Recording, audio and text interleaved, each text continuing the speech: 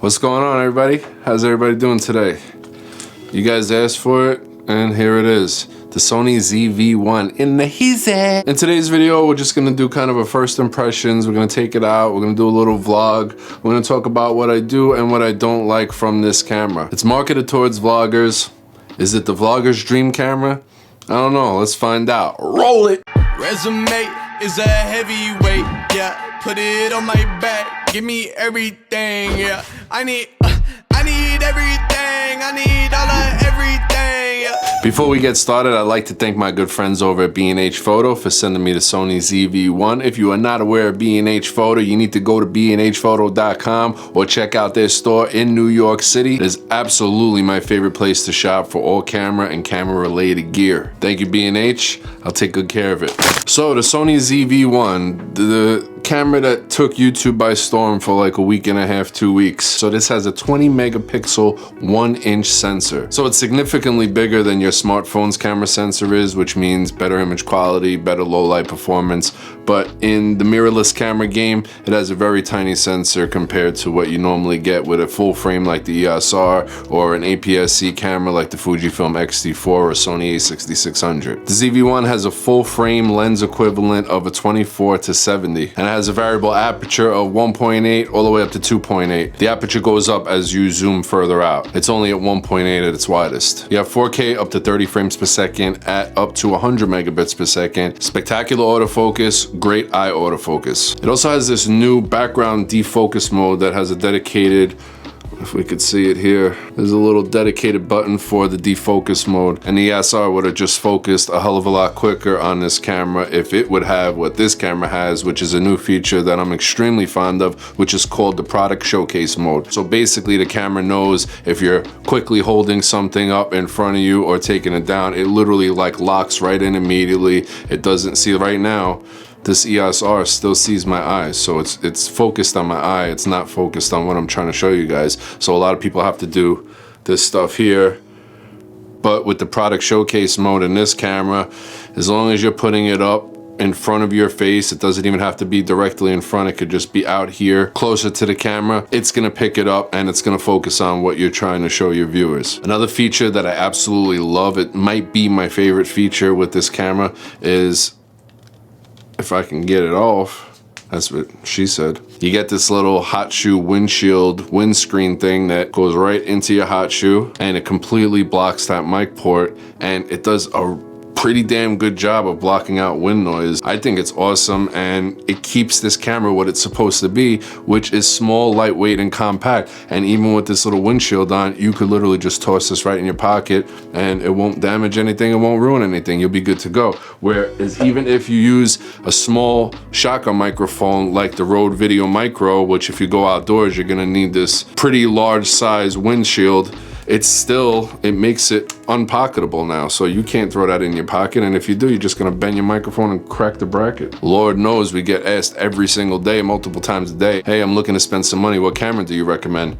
I don't have a problem with that, but some people are like, yo, bro, I got 212 bucks. I want full frame, I want best IBIS in town. Gotta have the autofocus, gotta have the eye autofocus. I'm like, dude, you gotta up your budget. Well, this is a lot more than $212, but it's not in the full frame territory. So for somebody that wants an extremely portable camera, I usually recommend the Canon M50. If you pick up the right lens, it's really not a bad camera. It looks pretty nice. But I could also definitely see myself recommending this, and spoiler alert, I will recommend this over every RX100 camera on the market. Unless you tell me, Tom, I need a deep zoom, then I'm gonna say, all right, then your only choices are really the RX100 or the RX100. To me, that's the only advantage that those cameras have over this camera. So this would be my choice hands down. It's a lot cheaper and a lot more functional. What else with this before we get into some shots? Because I know that's what everybody wants to see. You got a built-in ND filter. Your flip screen is touch to focus, but you can't touch in the menu system at all whatsoever. So you do have IBIS in this camera,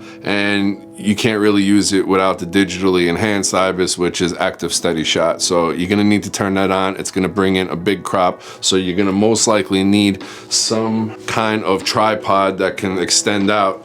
This right here is the switch pod, and I do like this. It's a little heavy, but as you can see, it does curve out, and it brings your camera, extends it out about 6 more inches from where your hand would normally have it. So it brings it all the way back here. This one right here, what's the model on this? The Sure 3T35K. I've been using these for a long time. Don't use it as much anymore, but it is a phenomenal mini tripod. I'll leave links to all this stuff in the description below. But as you can see, you could extend this, and you have the tripod legs that also bend downward as an extension. And this is probably perfect for a small point and shoot camera like the ZV-1. And then you get a good amount of extension, which will compensate for that pretty decent sized crop that you get with the active steady shot. I don't know why I'm talking about these so much. Well, I guess it's a good point because the crop on the ZV-1, so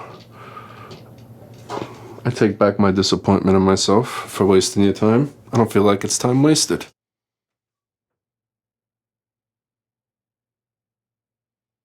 All right, so here is the Sony ZV-1. We are shooting in 4K, 24 frames per second. We are using the onboard microphone with the windshield adapter that plugs into the hot shoe. We have digital IS turned on, which is active steady shot, which is the best that this camera can do. And as you can see, it's not the widest field of view. I mean, this problem is across the board. Everybody that's reviewed this camera says the same thing. Now, it's not the worst focal length in the world. I mean, it's fairly wide. You can still see what's going on behind me. You can see there's a trail there. But if Sony's gonna market this as a vlogging camera and market it straight directly towards vloggers, which it absolutely is, this lens should have been a little bit wider. Like a 15 to 35, that would have been gorgeous. That would have been perfect. Then you throw the digital IS on, it would have made it more like an 18 or a 20. Still good to go, plenty wide. It would have probably been something along those lines, if not a little wider. Now, as far as point and shoot options go, this would definitely be my #1 pick out of any point and shoot in the history of point and shoot cameras, including all of the Sony RX100 series models, which were all pretty much more expensive straight out the gate than this camera was. Even right now, I don't know if there was a price drop, but last I saw, the RX100 Mark 7, which I did review on this channel, was priced at like $1,200, which I really don't understand, because the only benefit that you are getting from that camera over this camera, instead of a 24 to 70, you're getting a 24 to 200. So you are getting a much better zoom on your lens. Does that warrant a $500 difference? $400 difference? Nah, I wouldn't say so. Also, you're not getting EVF on this camera. I don't know how many people are actually shooting with their point and shoot up to their eye, this tiny little thing, and trying to take pictures. I mean, a camera like this, you're pretty much good if you just hold it out in front of you and use the back screen. So besides that, I can't really see spending money on any other point and shoot camera if you're going the point and shoot route than this one. Now I want to head back to the studio, try it out indoors with control lighting, and see how it looks. Maybe this will help you decide if you could use this as your full-time YouTube camera in all situations, indoors, outdoors, wherever you got to go, you got it with you. All right, here is the Sony ZV-1 in a studio setting. We got, just so you know what we're shooting with here, we got the Aperture 120D as my key light. We have a little cheap but useful Yongnuo light with a softbox as a fill light. It's kind of off-center, just kind of grazing past this side of my face.